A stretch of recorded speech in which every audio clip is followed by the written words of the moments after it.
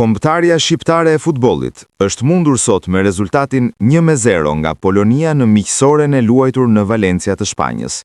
Një humbje e cila shënoi një rekord unik për epokën e drejtimit të saj nga trajneri Silvinho.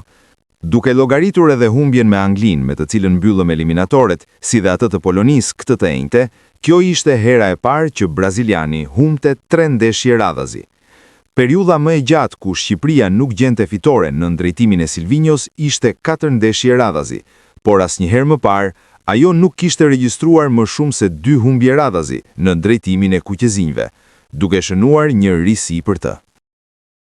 Trajneri kombëtar Silvinho është faqur para mediave në fund të ndeshjes miqësore që Shqipëria humbi 1-0 përballë Ukrainës. Duhet jemi sinqert, ishte e vështirë që të reagonim pas humbjes ndaj Polonisë. Imagjinoni që kishim mundësinë vetme në jetë, si shtet e federat që të shkonim në botror.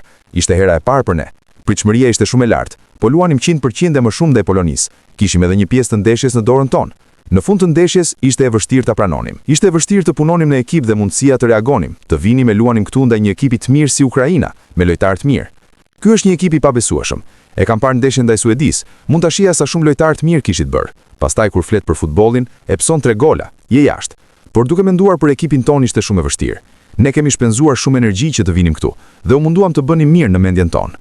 Nuk rikuperuam mirë, të them të drejtën, nëse flitet për aspektin mendor. Thash që do jemi kënaqur nëse fitoj?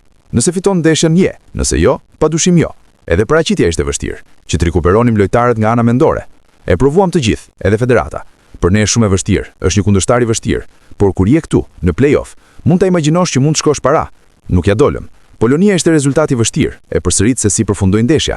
Ishte vështirë të menaxhonim edhe 28-30 minutat e fundit. Nuk kam çfarë të them. Jam i mërzitur. Urime Ukrainës. Shihemi herën tjetër. Miqësoria me Ukrainën? Kur më pyesni, po mendoj se ju e dini përgjigjen time. Po bëj shaka. E kuptoj pyetjen tuaj shumë qartë. Besoj se e dini përgjigjen time.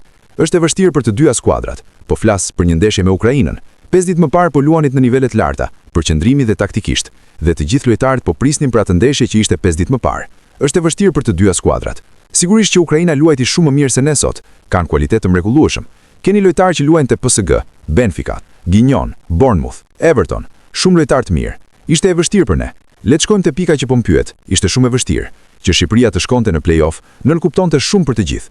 Mund të ishte më mirë, por ne kishim eksperiencën që luajtëm 2 ndeshje, dhe pse i humbëm të dyja, u shpreh trajneri Silvinho.